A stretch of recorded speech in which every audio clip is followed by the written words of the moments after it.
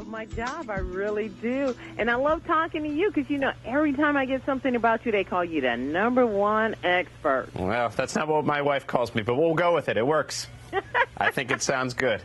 Tell me what you got for me today. All right, well, we're talking about some great games and new trends, big announcements out of E3, which is the Super Bowl of video games. You find out about all the hottest new systems, all the new titles, software for 2011 and 12. Give you a good example, big announcement in terms of digital downloads, episodic games, right? Michael J. Fox returning to Back to the Future, the game series. Actually, episode 5, which is called Out of Time. It's the series finale. Going to have 2 new cameo roles starring him. So big news there for digital downloads. Can't find the game at retail. It's on the Mac and the PC, also going to be in the iPad and PlayStation Network later. And what's actually neat, if you want to learn about on-demand convenience, how digital downloads work, you can actually try episode 1 free or pick up the series at a discount at telltalegames.com. So that's a great choice.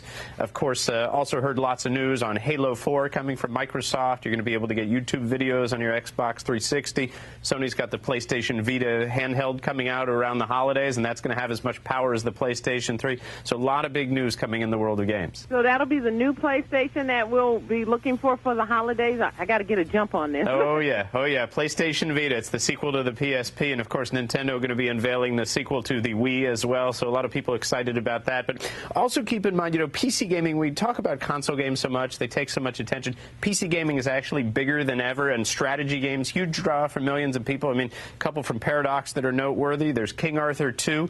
This one is the role-playing war game. Quite the subtitle there, but it pretty much gets the point across. And there's also Sword of the Stars 2. So King Arthur 2, this one's really neat. Dark retelling of the whole Knights of the Round Table fable, but it's all about giant grand-scale battles. You lead huge armies into combat, command hundreds of units. You get to write your own fantasy tale. It's dark, it's gritty, it's got brutal boss fights in there. And, of course, if you're a sci-fi fan, Sword of the Stars 2, that's for armchair generals. Epic space strategy, explore, expand, exploit, exterminate. If you can master the 4 X's, you're good to go. Don't have to have any gaming experience. Some people have compared it to Master of Orion. Don't know if you know the gaming classics, but this one's all about building a galactic empire with 6 different races. So, if you like commanding huge fleets of starships, that's the one, too. It sounds like my husband, personally. Let me ask you, are all these gaming systems or these games, do they work on, like, phones and stuff like that? Well, you can always download thousands of apps to phones. You can play thousands of games in your web browsers. You can get titles for free or at 99 cents. A lot of what we got here, Back to the Future, the game, you can get that on your iPad, but it's also on downloads via PlayStation Network, Mac, PC. These strategy games we talked about, Sword of the Stars 2 and King Arthur 2, those are for the PC. If you want something for consoles, though, right, you're into action, role-playing, or horror. One of my personal favorite picks is actually Dead Island. This one is amazing. You got to see it. It's brutal, open-world action role-playing game, zombie invasion, but it's set on this beautiful outdoor tropical isle, so you get sunny beaches, lush tropical jungles, but they're crawling with the undead. And 4 players can actually drop in, jump out, seamlessly play multiplayer co-op on that one. So we could play together. I could grab a paddle, a hammer, a lead pipe, pretty much anything, and try and save your bacon.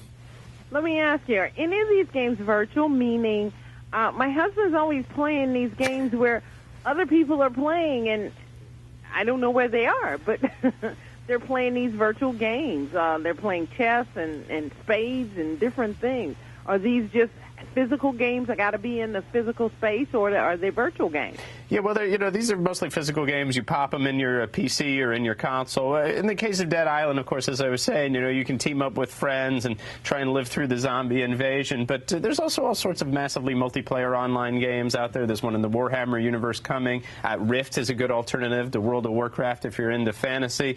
And, of course, you're going to see things like Diablo 3 that have extensive multiplayer components. They actually, if you play a game like Call of Duty Modern Warfare 3, they have this thing called Call of Duty Elite coming out. Entire social network with its own custom video programming, the ability to sync up with other players, that's coming now. So, massively multiplayer online gaming, connected gaming, online, head-to-head co-op, these just keep getting bigger. That's a lot. That's really, really a lot. Well, you got to come back around the holidays. You got to give me some kid games because people always say they love it when you come, but what about the kids? Oh, don't worry about that. Actually, I have a book on video game parenting coming out soon, so shh. Okay, I'm excited. Scott Steinberg, thank you always for having such great on-target, on-market information about the gaming industry. Always a pleasure. You are my #1 expert. Cheers. Thanks again.